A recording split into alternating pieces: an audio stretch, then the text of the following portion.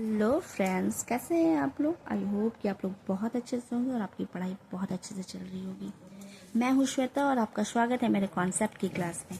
आज का टॉपिक है फरवरी के बाद। ठीक है, हम लोगों ने पिछली क्लास में पढ़ा था पेट्रोग्राड में फरवरी क्रांति, जिसमें अंतिम सरकार बना था। तो फरवरी 1917 की क्रांति के बाद रूस के जार ने गद्दी छोड़ दी थी। इसके बाद ड्यूमा के नेताओं ने मिलकर और अंतरिम सरकार बनाई। इस सरकार ने बड़े जमींदार, उद्योगपति, कुछ उदारवादी नेता प्रभावशाली थे। मतलब कि अंतरिम सरकार में बड़े सैनिक अधिकारी, बड़े भूस्वामी, जमींदार, बड़े उद्योगपति प्रभावशाली थे। लेकिन दूसरी तरफ सोवियतें भी बना दी गई, जिसमें मजदूर, किसान और सैनिक शामिल थे। इसलिए रूस में एक तरह से दो सरकारें काम कर रही थी, पहला अंतिम सरकार और दूसरा सोवियत। ठीक है, अप्रैल 1917 में बोल्शेविकों के निर्वासित नेता व्लादिमीर लेनिन रूस वापस आ गए। उन्होंने कहा, युद्ध बंद करो, जमीन किसानों को दो और बैंक सरकार के नियंत्रण में लाओ, मतलब बैंकों का राष्ट्रीयकरण करो। इन बातों को अप्रैल थीसिस कहा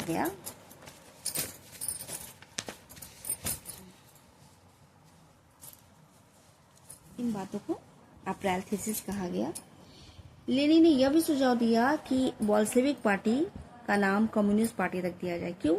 ताकि उनके विचार उद्देश्य स्पष्ट रूप से दिखे, इसलिए कम्युनिस्ट पार्टी रख दिया जाए।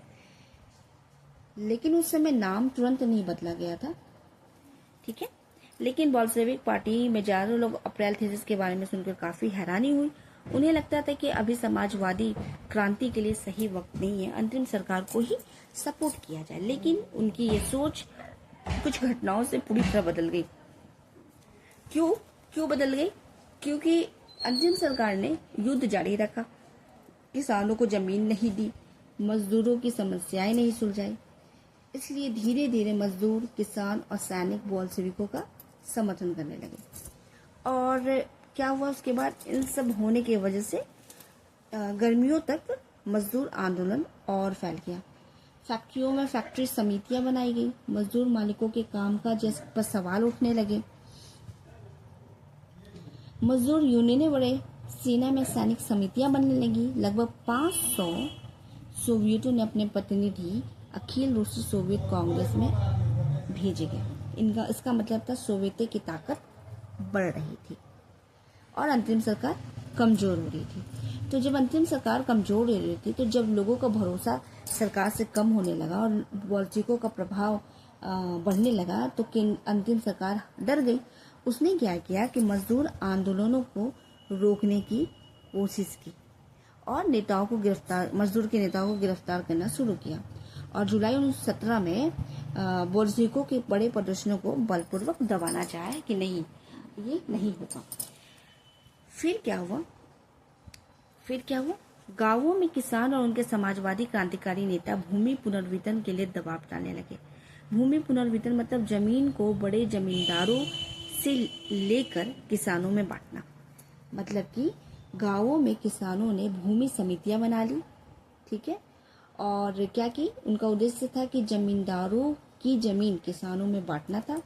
क्योंकि सरकार जमीन बांट नहीं रही थी, दे नहीं रही थी, इसलिए जुलाई से सितंबर 1917 के बीच किसानों ने कई जगह जमींदारों की जमीन पर कब्जा करना शुरू कर दिया। ठीक है, कि अब अंतरिम सरकार उनकी जमीन की मांगे पूरी नहीं कर रही थी। उन्हें बस यही एक रास्ता दिखा कि वो इस तरह से अपना काम करवाए। तो आज का टॉपिक यही था। आई होप कि आप लोगों को बहुत अच्छे से समझ में आया होगा। और मैं एक क्वेश्चन करना चाहती हूँ। ठीक है, क्वेश्चन ये करना चाहती हूँ कि जार निकोलस द्वितीय ने अपनी राजगद्दी कब छोड़ी थी? आप प्लीज़ कमेंट करके बताइएगा। तब तक के लिए थैंक यू।